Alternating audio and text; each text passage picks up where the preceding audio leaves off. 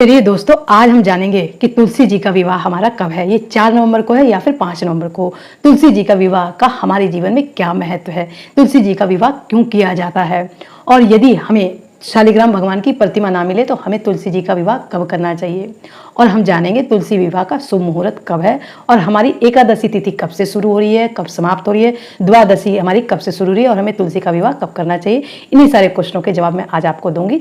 तो नमस्कार दोस्तों, मैं हूं आपकी दोस्त सरिता। एक बार फिर से अपने चैनल में आप लोगों का तहे दिल से स्वागत करती हूं। यदि ये वीडियो आपको मेरी थोड़ी सी भी हेल्पफुल लगी हो तो मेरे चैनल सुखी सरिता को लाइक करिए, शेयर करिए और सब्सक्राइब करिए। सब्सक्राइब करते समय आप लोग ऑल के बटन को जरूर प्रेस करिए ताकि मेरी वीडियो की आगे आने वाली नोटिफिकेशन आपको मिल सके। तो चलिए दोस्तों, इसी तरह के सारे क्वेश्चनों को मैं एक एक करके आपके सामने रखती हूँ। तो पहला क्वेश्चन हमारा ये है कि हमारी एकादशी का व्रत कब है। कार्तिक मास के शुक्ल पक्ष की एकादशी यानी देव उठनी एकादशी। देव उठनी का मतलब है कि इस दिन ही भगवान विष्णु 4 महीने की योग निद्रा से जागते हैं और हम लोग इस दिन उनको उठाते हैं, इसलिए इसे देव उठनी एकादशी भी कहा जाता है। इसको तुलसी का विवाह का आयोजन किया जाता है। कई जगह इसके अगले दिन यानी कि द्वादशी को भी तुलसी का विवाह किया जाता है। एकादशी का मतलब दोस्तों ये होता है कि 10 दिन और 1 यानी 11 दिन, जिसे हम इंग्लिश में 11वां दिन बोलते हैं, उसी तरीके से हिंदी में हम लोग इसे एकादशी बोलते हैं।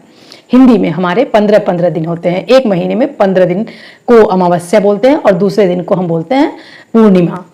तो जब हमारा पूर्णिमा हो जाता है तो उसके बाद से जब हमारा चांद घटने लगता है तो उससे हम बोलते हैं कृष्ण पक्ष, और जब हमारी अमावस्या आती है उसके बाद से फिर से जब चांद बढ़ने लगता है तो उसको हम लोग बोलते हैं पूर्णिमा। तो आई होप दोस्तों इतनी बात आपको समझ में आ गई होगी। पूर्णिमा के बाद या फिर अमावस्या के बाद जो हमारा पहला दिन होता है, दिन को हम लोग बोलते हैं प्रतिपदा, और हम लोग 11वें दिन को बोलते हैं एकादशी। तो दोस्तों आप लोगों को समझ में आ गया होगा कि तुलसी का विवाह हमारा एकादशी 4 नवंबर से को है या फिर 5 नवंबर को है। इसकी शुरुआत हमारी 4 नवंबर को ही हो जा रही है, जबकि इसका समापन हमारा 5 नवंबर को है। और तुलसी जी का विवाह हम लोग 5 नवंबर को मनाएंगे, शनिवार के दिन 2022 में।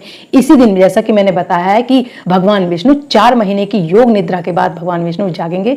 इसके बाद से हमारे सारे हिंदुओं के मांगलिक कार्यक्रम शुरू हो जाएंगे। जितने भी विवाह के कार्यक्रम है, जो भी सारी चीजें हमारी मंगलमयी है और रुकी हुई है, इसी समय से शुरू हो जाएंगी। इस समय हम उपनयन, संस्कार, गृह प्रवेश, भूमि पूजन और शादी से संबंधित सारी चीजें कर सकते हैं। इसीलिए ये त्योहार तुलसी विवाह का हमारे लिए काफी महत्वपूर्ण है। तो चलिए दोस्तों, अगला हम जानते हैं कि इसका शुभ मुहूर्त क्या है। तुलसी जी का विवाह 5 नवंबर को किया जाएगा और उस दिन है हमारा शनिवार। तो हम जानते हैं कि हमारी द्वादशी तिथि कब शुरू हो रही है। 5 नवंबर 2022 शाम 6:08 से शुरू हो रही है। उससे पहले हमारी एकादशी है। तो आप लोग चाहें तो एकादशी में भी तुलसी जी का विवाह कर सकते हैं। और द्वादशी तिथि का समापन कब है? द्वादशी तिथि का समापन हमारा 6 नवंबर 2022 शाम को 5:06 पर है। तो हमें यदि हमें तुलसी का विवाह करना है तो हमें द्वादशी खत्म होने से पहले ही तुलसी जी के विवाह को संपूर्ण करने देना है। तो चलिए दोस्तों, अब हम अगला क्वेश्चन जानते हैं। अब मैं आपको बताऊंगी तुलसी जी के विवाह का शुभ मुहूर्त क्या है। तो ये हमारा 6 नवंबर को 1:09 से 3:18 तक दोपहर को रहेगा। तो आप इस बीच तुलसी जी का विवाह संपूर्ण कर सकते हैं। तो चलिए दोस्तों, अब हम अगला क्वेश्चन जानते हैं। अगला क्वेश्चन हमारा काफी महत्वपूर्ण है कि तुलसी जी के विवाह का क्या महत्व है, हमें इनका विवाह क्यों करना चाहिए।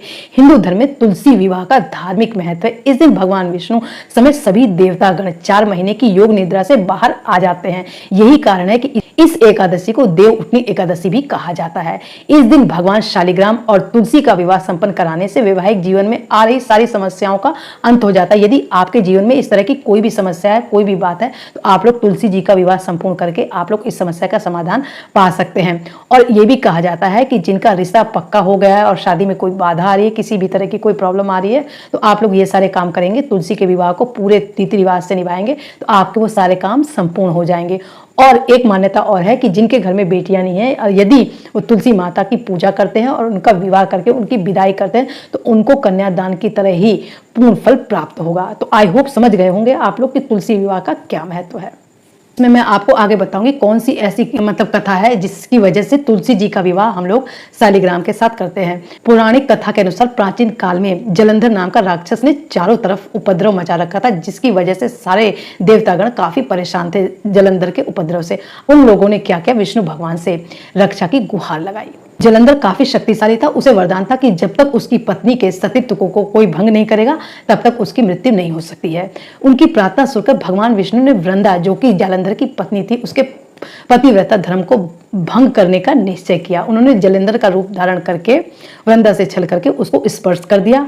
वृंदा का पति जलेंद्र जैसे ही वृंदा का सतीत्व भंग हुआ, जलेंद्र का सिर उनके आंगन में जा गिरा। वृंदा ने यह देखा तो क्रोधित होकर उसने ये जानना चाहा कि फिर जिसने उसे छुआ और स्पर्श किया वो कौन था। सामने साक्षात विष्णु भगवान जी खड़े थे। उसने भगवान विष्णु को श्राप दिया कि जिस प्रकार तुमने छल से मुझे पति वियोग दिया है, उसी प्रकार तुम्हारी पत्नी का भी छल पूर्वक हरण होगा और तुम स्त्री वियोग सहन करने के लिए तुम भी मृत्यु लोक में जन्म लोगे। यह कहकर वृंदा ने अपने पति के साथ सती हो गई। वृंदा के श्राप से प्रभु श्री राम ने अयोध्या में जन्म लिया और उन्हें सीता वियोग सहन करना पड़ा। विष्णु भगवान ने ही वृंदा के इस श्राप को फलीभूत करने के लिए अगले जन्म में भगवान राम का जन्म लिया और उनको भी सीता मां से वियोग का ये दर्द सहना। आगे हम जानते हैं कि वृंदा ने विष्णु जी को कौन सा श्राप दिया था। उसने कहा था, तुमने मेरा सतीत्व भंग किया, अतः तुम पत्थर के बनोगे। ये पत्थर शालिग्राम कहलाया। इसी वजह से हम लोग शालिग्राम की पूजा करते हैं। तो विष्णु भगवान ने कहा, हे वृंदा, मैं तुम्हारे सतीत्व का आदर करता हूँ, लेकिन तुम तुलसी बनकर सदा मेरे साथ रहोगी। जो मनुष्य कार्तिक एकादशी के दिन तुम्हारे साथ मेरा विवाह करेगा, उसकी हर मनोकामना पूरी होगी। बिना तुलसी दल के शालिग्राम या विष्णु जी की पूजा अधूरी मानी जाती है। शालिग्राम और तुलसी जी का विवाह भगवान विष्णु और महालक्ष्मी का ही प्रतीक है, इसलिए इनका विवाह हम लोग करते हैं। तो अब समझ में आ गया होगा कि क्यों हम लोग शालिग्राम का विवाह करते हैं तुलसी जी के साथ। भगवान शालिग्राम विष्णु का ही रूप है और तुलसी जी को वृंदा का ही रूप माना जाता है। वृंदा तुलसी के रूप में सदा विष्णु भगवान के साथ रहती हैं, इसीलिए हम शालिग्राम जी का विवाह करते हैं। तो आप आई होप दोस्तों ये चीजें आपको अच्छे से समझ में आ गई होगी कि शालिग्राम और तुलसी का विवाह दरअसल भगवान विष्णु और माँ लक्ष्मी का ही विवाह किया जाता है।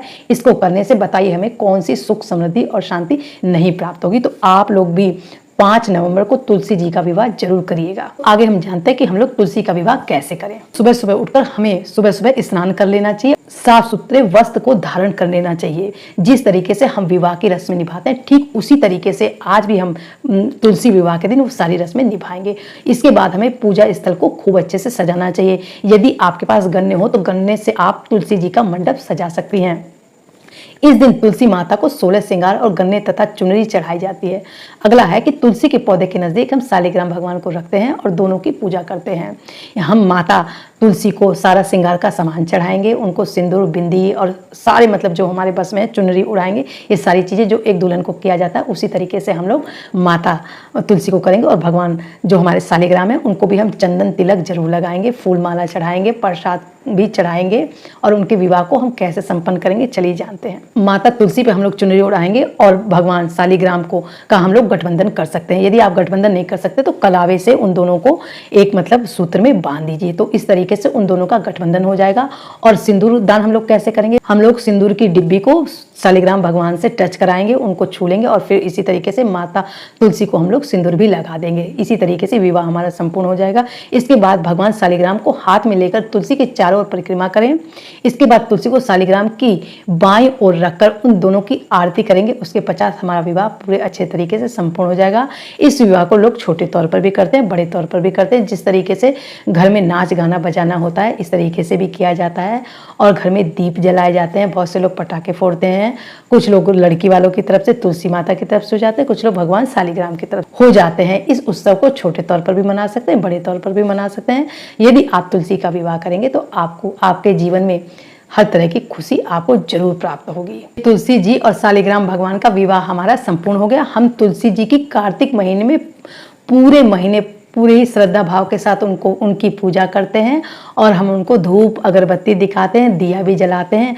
और इसी तरीके से हम लोग इस पूजा को अंतिम चरण तक ले जाते हैं, उनका विवाह कराते हैं और ये हमारा विवाह संपन्न हो गया। और जैसा कि मैं पहले भी आपको बता चुकी हूँ कि इसी दिन से हमारे सारे मांगलिक कार्यक्रम शुरू हो जाएंगे। अब हम सारे मांगलिक कार्यक्रम कर सकते हैं। माता तुलसी और भगवान शालिग्राम माता लक्ष्मी और भगवान विष्णु का ही प्रतीक है। आई होप दोस्तों इस वीडियो से आपको संपूर्ण जानकारी मिल गई होगी कि तुलसी जी का विवाह हम क्यों करते हैं, इसके पीछे क्या कौन सी कथा प्रचलित है जिसकी वजह से शालिग्राम और तुलसी माता का विवाह किया जाता है, इसका शुभ मुहूर्त क्या है। 5 नवंबर को 2022 को हम तुलसी जी का विवाह करेंगे बड़े ही धूमधाम से। तो ये वीडियो आपको मेरी अच्छे से समझ में आ गई होगी। यदि ये वीडियो आपको मेरी समझ में आई हो तो मेरे चैनल सुख की सरिता को सब्सक्राइब करना ना भूलें और आप लोग जहाँ भी रहें खूब खुश रहें। अब मैं आपसे मिलूंगी अगली वीडियो में, तब तक के लिए धन्यवाद दोस्तों।